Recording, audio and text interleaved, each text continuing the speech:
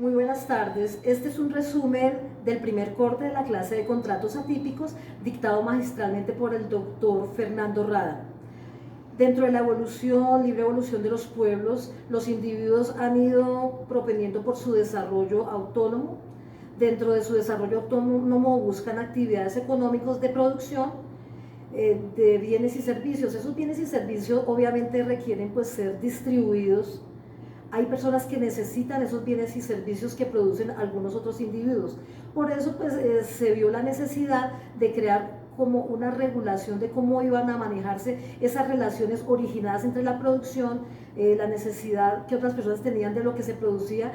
Entonces pues ahí viene la parte de los contratos, ¿cierto? En esta oportunidad les invito a una exposición de cómo hemos aprendido acerca de cómo se han evolucionado los contratos en el marco histórico de los pueblos. Hablando de contratos, definimos el contrato como un acto jurídico entre dos o más personas con el fin de crear, modificar o extinguir una relación jurídica. En esa relación jurídica las partes se obligan mutuamente a realizar conductas como dar, hacer o no hacer. Básicamente se trata de una relación entre individuos y las cosas, lo que habíamos hablado anteriormente, las cosas que le pertenecen y las cosas que necesitan dentro de un sistema productivo. Ahí se crean derechos subjetivos, derechos de las personas. ¿Qué derechos podemos contemplar? Por ejemplo, el derecho de la propiedad. Hay facultades que tienen los individuos referente a las cosas, como el derecho a disponer de la cosa, el uso, usufructo, habitación. ¿Qué facultad más tiene? Exigir de otros se respete su derecho y exigir que otras personas no perturben su derecho. ¿Qué podemos decir de la relación jurídica del contrato? Básicamente, la persona se ata, se liga, genera un lazo o vínculo jurídico entre el acreedor y el deudor. Ese vínculo es una prestación que se debe. ¿Quién debe la prestación? El deudor debe la prestación al acreedor usualmente. ¿Qué podemos decir acerca del contrato? El contrato es básicamente la principal fuente de obligaciones. Las cláusulas de esas obligaciones están expresas en unas cláusulas. En esas cláusulas se redacta básicamente a qué se obligan las partes. Esas obligaciones deben ser claras, expresas y exigibles.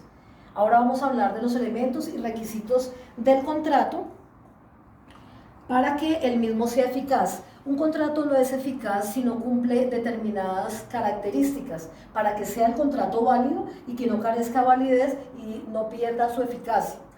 De acuerdo al artículo 1502 del Código Civil, los 4 elementos y requisitos básicos de un contrato son la capacidad, el consentimiento, objeto lícito y causa lícita. Eso lo vimos en nuestras clases de obligaciones. Vamos a hablar un poco del antecedente jurídico de los contratos. Como habíamos hablado anteriormente, las personas pues buscan la forma de ejercer derechos subjetivos, de producir, vender, comprar, prestar, permutar, ceder, donar. Esas son facultades que tienen las personas naturales. Hay personas naturales y jurídicas, ya lo conocemos. Esto con el fin de, en el evento de haber incumplimientos, se puedan hacer reclamaciones recíprocas dentro de un marco jurídico del contrato.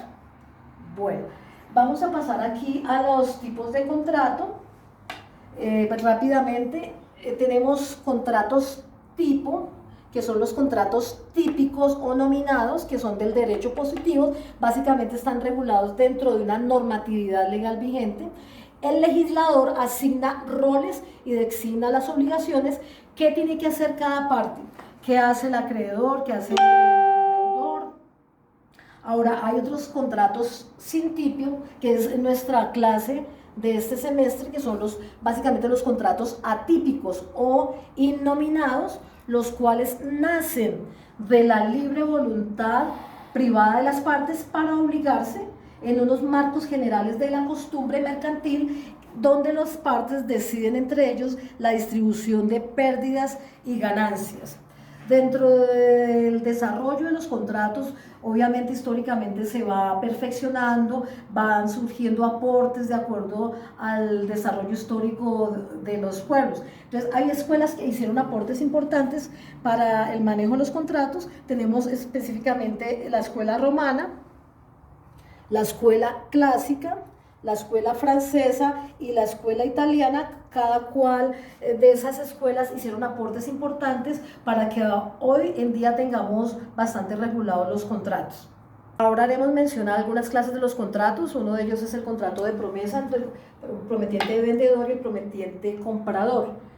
Está regulado, está expreso en el artículo 1611 del Código Civil, el contrato de compra-venta en el artículo 1849, el contrato de permuta, el contrato de arrendamiento, el contrato de mutuo, el contrato de depósito, el contrato de mandato, el contrato de comodato, también el contrato de fianza, artículo 2361 Código Civil, el contrato de prenda, contrato de hipoteca, el contrato de transporte, el contrato de seguro, el outsourcing, el leasing comercial y habitacional, las franquicias con la licencia de uso de marca, el know-how, es denominado el contrato de maquila, el contrato de llave en mano, la colaboración empresarial, la fiducia mercantil, el underwriting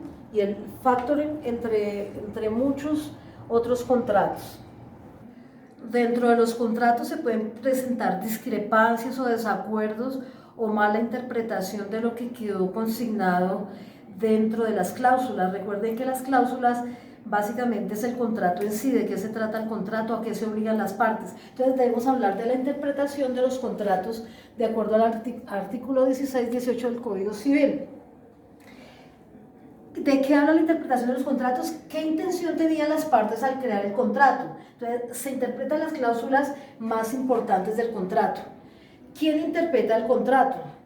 Finalmente, quien interpreta el contrato es el juez. Es la persona indicada a través del mecanismo de interrogatorio de partes.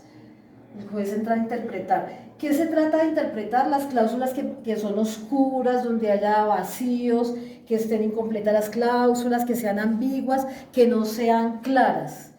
¿De qué se trata la interpretación? Básicamente es un trabajo mental encaminado a fijar el sentido y alcance de una o varias cláusulas del contrato en las cuales se presenta confusión. Ahora, dentro de la interpretación se tienen que tener en cuenta los principios de los contratos. Los principios fundantes de los contratos son la buena fe, la utilidad y la seguridad. ¿De qué nos habla la buena fe? La presunción de buena fe de las partes al momento de contratar. Sirve como medio de defensa contra la mala interpretación del contrato. La buena fe se presume, ya conocemos ese principio. La utilidad es el supuesto del contrato que debe ser útil, se hace con algún objeto específico, se busca un fin determinado que se expresa obviamente en las cláusulas del contrato. La seguridad del contrato es que cuando al tenor literal hay claridad, se debe mantener esa gramaticalidad, es decir, seguir el tenor literal de lo que expresa la cláusula específica. Las cláusulas se deben interpretar de manera integral en su conjunto. No se debe interpretar solamente una cláusula porque, digamos, el grueso, el conjunto de cláusulas es el contrato en sí, entonces se debe interpretar el conjunto en general del clausulado para poder interpretar el contrato. En cuanto a las clases de interpretación, tenemos la interpretación gramatical, básicamente es qué se quiso decir. La interpretación lógica, básicamente mira el contexto histórico, épico, en la época donde se realizó el contrato, en qué circunstancias, en qué contexto se realizó el contrato. La interpretación sistemática, básicamente, así como el ordenamiento jurídico es un sistema, el contrato tiene un sistema, tiene un encabezado y unas cláusulas, entonces es una forma de interpretarlo sistemáticamente. La interpretación analógica hace referencia a que se usan o se acuden a normas que ya estén regulando aspectos similares a manera de analogía para tratarlo de aplicar a la interpretación del del contrato en cuestión. La interpretación de cláusulas ambiguas, que básicamente dice que aparentemente benefician a una parte. Son cláusulas ambiguas, entonces se debe entrar a analizar para que no se dé, digamos, el beneficio a una parte. Hay unas reglas para interpretar los contratos. La regla extensiva se extiende la cláusula se extiende a cláusulas similares de otros contratos. La regla restrictiva propende solucionar el conflicto con las otras cláusulas dentro del mismo contrato. Y la regla prevalente, que dice que la cláusula especial es prevalente sobre la cláusula general, porque dentro del mismo contrato se puede estar tratando un aspecto del contrato, entonces siempre se debe tener en especial la cláusula especial como prevalente sobre la cláusula general. Dentro de la clase de interpretación o interpretación de los contratos hay los principios generales del derecho y los principios generales de los contratos. Ahora vamos a hablar un poco acerca de las responsabilidades emanadas de los contratos. Hay responsabilidades que se generan precontractualmente, antes de que se firme el contrato, contractualmente en el desarrollo del mismo contrato y postcontractualmente. Hay ciertas responsabilidades a que se debe acudir después de la ejecución del contrato. Ahora vamos a hablar un poco de las acciones jurídicas frente al incumplimiento del contrato. Las dos acciones son la acción de resolución del contrato y la acción de resolución del contrato por el mutuo disenso tácito, que aplica para los contratos atípicos. Efectivamente, como lo decía el docente Fernando Rada, 15 minutos pues resultan insuficientes para abarcar los temas, de tal manera que desafortunadamente no se alcanzaron a abarcar los temas como ya acción de terminación del contrato, acción de ejecución, acción de rescisión del contrato, acción de nulidad del contrato, simulación del contrato, acción pauliana, resiliación, ¿qué otro aspecto no se alcanzó a ver? La nulidad del contrato. No se alcanzó a ver la acción de entrega del tradente al adquirente, de restitución del precio. ¿Qué otro tema no alcanzamos a tomar? Básicamente las acciones que se pueden tomar frente al incumplimiento y modalidades de contrato específicamente. Agradezco mucho su amable atención. Para el segundo video lo vamos a perfeccionar, tratamos de hacerlo de la mejor manera. Agradezco al auditorio y espero que les haya sido de utilidad. Que tengan buena tarde.